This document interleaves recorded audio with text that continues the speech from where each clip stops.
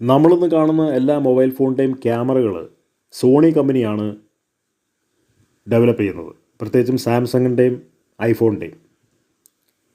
എന്നാൽ ഇപ്പോൾ സാംസങ്ങും ഐഫോൺ കമ്പനിയും കൂടെ ചേർന്നിട്ട് ഐഫോൺ 18 മോഡൽ ഇറങ്ങാൻ പോകുമ്പോൾ ക്യാമറ ഉണ്ടാക്കാനായിട്ട് അവർ പ്ലാൻ ചെയ്യുന്നുണ്ട്. അതോടുകൂടെ സോണിയുടെ കോൺട്രാക്റ്റ് അവർ അവസാനിപ്പിക്കുകയാണ്. കാരണം ലോകോത്തര നിലവാരമുള്ള ലെൻസാണ് ഇപ്പോൾ ഐഫോണിലും സാംസങ്ങിലും ഇരിക്കുന്നത്. സാംസങ്ങിൻ്റെയൊക്കെ 30,000-ൻ്റെ 50,000-ൻ്റെ 1,00,000-ൻ്റെ മുകളിലിരിക്കുന്ന ഫോണുകളുടെ ക്യാമറകളും ഐഫോണിൻ്റെ ലക്ഷങ്ങൾ വില മതിക്കുന്ന ഫോണുകളുടെ ക്യാമറകളൊക്കെ നമ്മൾ താരതമ്യ പഠനം എടുത്ത് നോക്കുമ്പോൾ ഹൈ ക്വാളിറ്റി വീഡിയോ നമുക്കെടുക്കാൻ പാകത്തിനാണ് അതിൻ്റെ ലെൻസ് ക്രമീകരിച്ചിരിക്കുന്നത്. അപ്പോൾ ഇതൊക്കെ സോണിയായിരുന്നു ഇത്ര നാളും ചെയ്തുകൊണ്ടിരുന്നത്.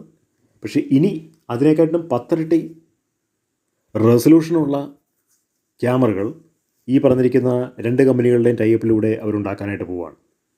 അതോടെ ഐഫോൺ 18 ഇറങ്ങുമ്പോൾ ഇത് വലിയൊരു മാറ്റം സൃഷ്ടിക്കും എന്ന് നമുക്ക് പ്രതീക്ഷിക്കാം.